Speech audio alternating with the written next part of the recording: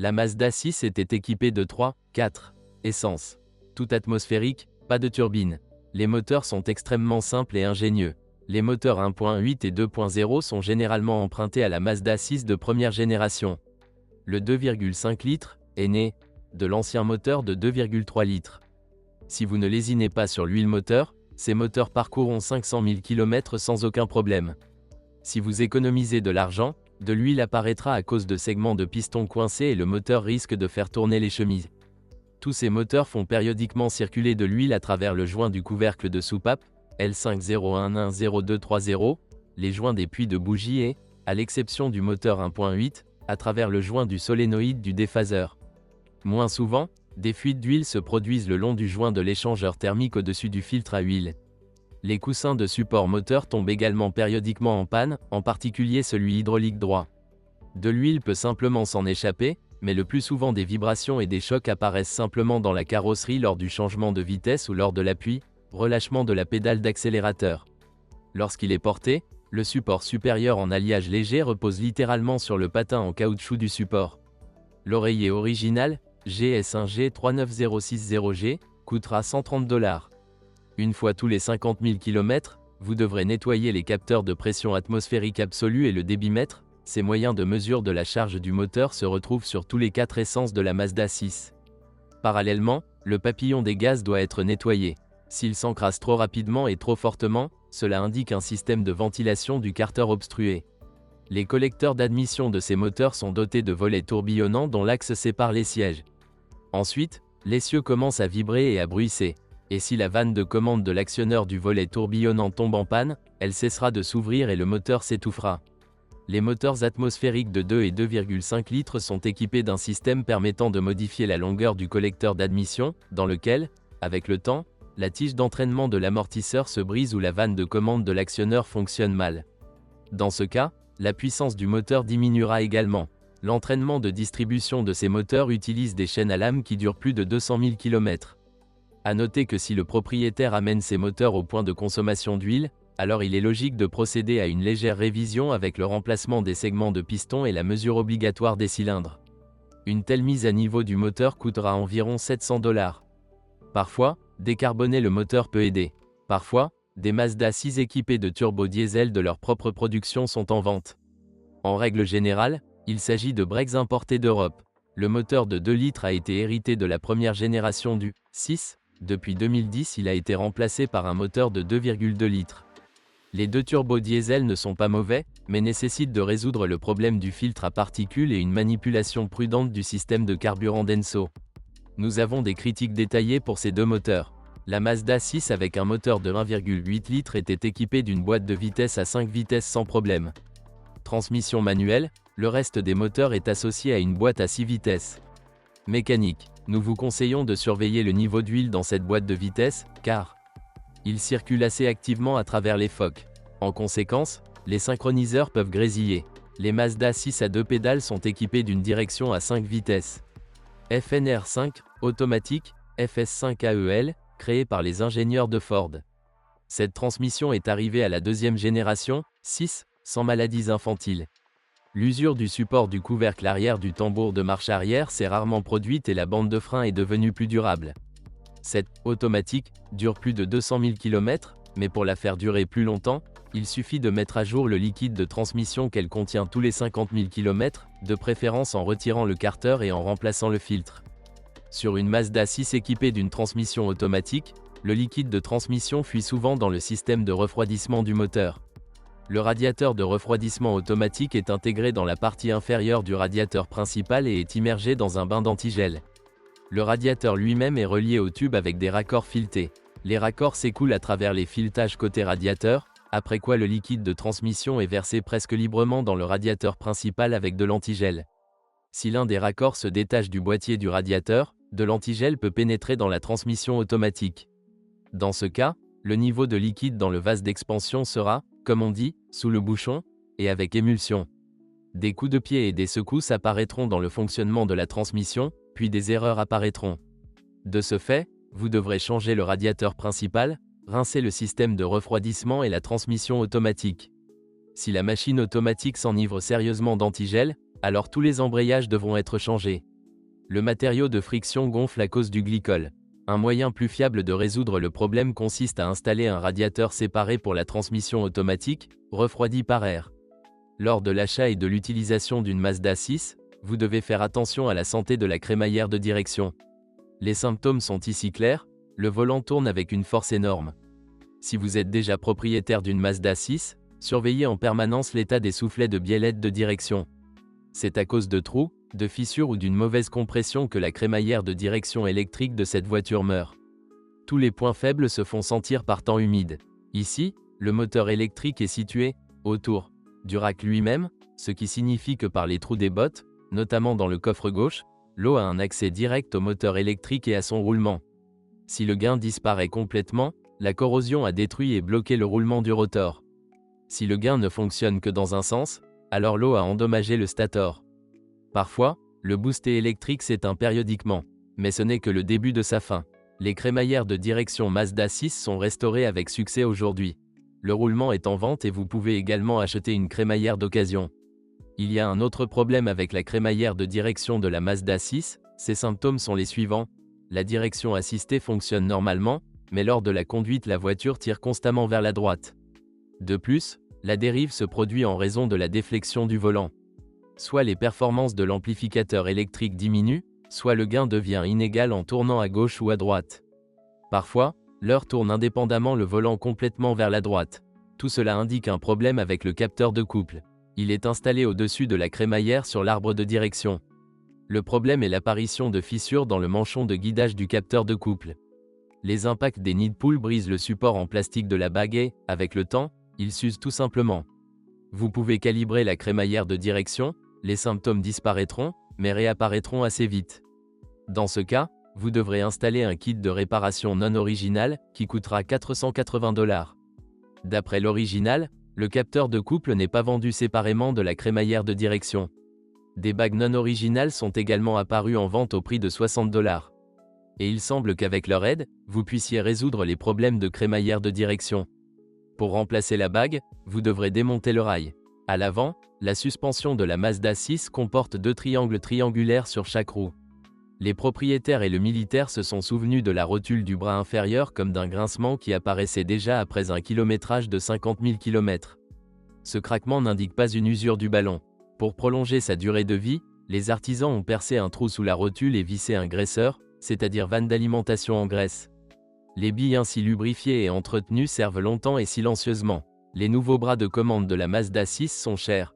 Celui du bas coûte plus de $400, celui du haut coûte environ $130. Les blocs silencieux pour eux peuvent être achetés séparément uniquement auprès de fabricants non originaux. Mais en général, la suspension avant dure très longtemps. Les jambes de force stabilisatrices sont prêtes à parcourir plus de 100 000 km, mais la durée de vie des bagues est un peu plus modeste. Le 3 leviers arrière ne nécessitera pas de réparation jusqu'à 150 000 km. Ici, les blocs silencieux des bras tirés éclatent en premier. Il n'y a pas de bloc silencieux d'origine séparément des leviers, mais le levier lui-même peut être acheté pour $80. Les roulements de roues avant de la Mazda 6 ont été changés sous garantie, car ils se sont révélés faibles. Si vous devez les changer, gardez à l'esprit qu'ils ont exactement les mêmes dimensions que sur la Mazda 6 de première génération. Mais ils contiennent une bande magnétique, qui sert à lire la vitesse des capteurs ABS. Cela signifie que les roulements de roues doivent être installés correctement, avec le côté avec la gaine en plastique de la bande magnétique tournée vers l'extérieur. Sinon, l'erreur ABS s'allumera.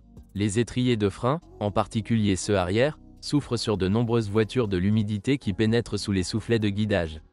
Nous vous conseillons de les inspecter à chaque entretien, afin de ne pas rencontrer de problème de reconstruction des étriers et d'installation d'un kit de réparation. Cette Mazda 6 de première génération a la capacité de se recycler. Elle rouille très rapidement, encore plus vite et plus fort qu'une Opel. Mais le 6 de deuxième génération a échappé à la honte rousse de son prédécesseur. La résistance anti-corrosion de la carrosserie est très correcte. Il n'y a pas lieu de s'inquiéter de l'apparition et du développement intensif de taches de corrosion. Mais cela vaut quand même la peine d'inspecter minutieusement le corps. S'il y a une quantité suspecte de rouille sur les panneaux externes et internes, il s'agit très probablement du signe d'un accident. Des problèmes de correcteur de lentilles de phare apparaissent souvent sur la Mazda 6.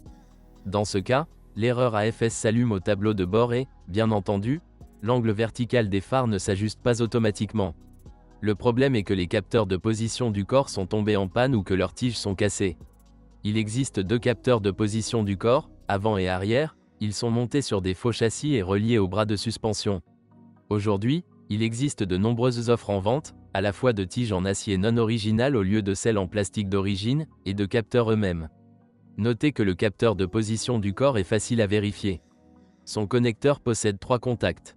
En conséquence, nous appliquons une tension de référence de 5 volts à la broche gauche et connectons celle de droite au moins. On connecte le multimètre au moins de la source et à la broche centrale. Lorsque la tige tourne, la tension du signal doit varier de 0,5 à 4,5 volts. Sur la Mazda 6 deuxième génération pré-restylée, les verres de phare anti-brouillard sont d'excellentes cibles pour les pierres. Les phares anti-brouillard se brisent ou sont gravement rayés. Les nouveaux phares anti-brouillard, GS1D 51-690B, coûtent $100, ceux non originaux ou d'occasion coûtent environ la moitié de ce prix. Vous pouvez acheter des abat-jours en verre non originaux, $7 chacun, et les recoller. Les feux arrière de la Mazda 6 commencent à transpirer de l'intérieur avec le temps. C'est le signe que les joints en mousse derrière eux sont déjà fatigués et laissent échapper de l'eau, qui peut également s'écouler dans le coffre. Les joints ne sont plus vendus depuis longtemps, il n'existe pas de substitut. Par conséquent, vous devrez soit les fabriquer vous-même, soit en construire d'anciens avec du silicone. La Mazda 6 de deuxième génération, comme son prédécesseur, peut vous surprendre par le bruit des vagues. Ce sera le bruit des éclaboussures d'eau dans les bas de caisse.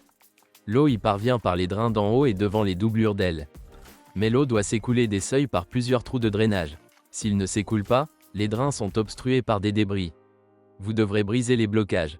Depuis les seuils en passant par les trous technologiques, l'eau peut pénétrer dans l'habitacle sous le tapis et imbiber la boîte à fusibles, qui se situe en bas du montant avant gauche. Il arrive qu'en raison de l'humidité et de la corrosion, des erreurs électroniques apparaissent dans l'appareil. Par exemple, le système de stabilisation peut s'éteindre. L'eau peut également pénétrer dans l'habitacle par les joints des trous technologiques du panneau moteur, à travers lesquels sont tirés les faisceaux de câbles électriques. Mais si de l'eau apparaît dans le coffre sous terre, il faudra alors retirer le pare-choc et changer les clips blancs situés à l'arrière de la carrosserie ou les enduire de silicone. Moins souvent, l'eau pénètre dans le coffre par les grilles d'aération situées derrière les côtés du pare-choc. Il n'y a probablement aucune voiture où les fils du faisceau de coffre ne se cassent pas. La Mazda 6 ne fait pas exception. Les fils se cassent là où le faisceau se plie. Les composants électriques installés dans le couvercle du coffre sont ensuite éteints. Le rétroéclairage peut s'éteindre, l'alimentation du verrou du coffre peut être perdue et le couvercle du coffre ne s'ouvrira pas. Sur les berlines et liftback Mazda 6, le bouton de verrouillage du coffre est intégré au feu stop central et recouvert d'un capuchon en caoutchouc. Lorsque le capuchon éclate, de l'humidité pénètre dans la fermeture des contacts de ce bouton. Dans ce cas, le bouton ne fonctionne pas du premier coup, et peut aussi fonctionner de manière aléatoire. Nous vous conseillons de ne pas vous soucier du bouton et de sa réparation ou collage. Il est préférable d'en acheter immédiatement un nouveau original pour $33, GS1D 56-8DXB, ou un équivalent chinois pour $15, et vous oublierez ce problème pendant de nombreuses années. Par le capuchon du bouton d'éclatement ainsi que par le joint du feu stop, l'eau pénètre dans le couvercle du coffre. Les butées de porte Mazda 6 ne sont pas très durables. Leur loquet en plastique s'use après 8 à 12 ans d'utilisation et, par conséquent, les portes commencent à grincer lorsqu'elles sont ouvertes. Les limiteurs d'origine, GS1D 58270E, GS1D 58270, coûtent $25. Des pinces de remplacement sont également disponibles à la vente. Mais dans les deux cas, vous devrez retirer la carte de porte pour remplacer ou entretenir les limiteurs. Le conducteur et le passager avant de la Mazda 6 peuvent entendre le grincement de leur siège. Dans certains cas, les sièges peuvent également pivoter, enfin, presque comme sur un Vache classique. En général, lors de la campagne de rappel, les ingénieurs Mazda ont corrigé ce défaut, mais il existe encore des voitures avec ce problème. Le problème est que les rondelles qui le fixent à la glissière tombent dans le mécanisme de levage du siège. Après cela, les bagues de l'un des 4 supports du mécanisme de levage sortent de la glissière et le siège tombe sur le côté et commence à osciller.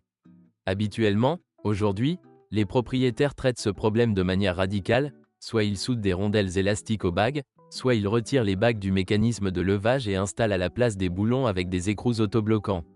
Si une erreur apparaît sur le tableau de bord concernant les airbags, cela est très probablement dû à un mauvais contact au niveau du connecteur électrique. Vous devez lire l'erreur pour savoir de quel airbag le CU se plaint. Puis plier les contacts dans les puces du connecteur électrique. Parfois, le voyant DSC Off s'allume sur le tableau de bord d'une Mazda 6, et en même temps le verrouillage du sélecteur de transmission automatique ne fonctionne pas bien, c'est-à-dire il n'est pas possible de déplacer immédiatement le sélecteur de la position « Stationnement ». Dans ce cas, le problème est l'usure du contacteur de pédale de frein, BN7N66490A. Il est installé directement au-dessus de la pédale. Il est préférable de le remplacer immédiatement par un neuf, cela ne coûte que 15 $ et vous oublierez ce problème pendant longtemps. Lors du remplacement du commutateur de pédale d'embrayage, vous pouvez voir des marques de soudure ou des fissures sur le support de pédale d'embrayage. Si la base du support est fissurée, la pédale se déforme un peu, appuie fort et grince. Même sur la Mazda 6, les sièges chauffants se désactivent parfois. Cela se produit généralement en raison de la combustion de l'un des fils. Dans ce cas, une réparation créative de l'élément chauffant en démontant le siège est utile. Et si l'indicateur de niveau de liquide bas dans le système de lave-glace ne s'éteint pas sur le tableau de bord de la Mazda 6, c'est généralement le flotteur du capteur qui est en cause. Il ne s'affiche tout simplement pas, donc la lumière reste allumée tout le temps. Le capteur peut être retiré en accédant au réservoir de lave-glace par la doublure de l'aile avant droite. Le capteur est simplement retiré du fond du réservoir. Ensuite, vous pouvez le démonter et nettoyer le flotteur. Les artisans conseillent d'améliorer sa flottabilité. Ils percent 1 à 2 trous dans le flotteur en plastique dans lesquels du caoutchouc mousse ou de la mousse est inséré. Si la Mazda commence à bourdonner avec son moteur de ventilateur, ne soyez pas surpris. Cette plaie n'est pas si courante, mais elle est connue. Le bourdonnement est causé par la friction dans le roulement du ventilateur, mais l'ajout de lubrifiant n'aide pas toujours à éliminer le bourdonnement. Malheureusement, vous devrez installer un nouveau ventilateur, GS1D61B10. L'original coûte 180 $, mais de nombreux remplacements sont en vente pour 60 $.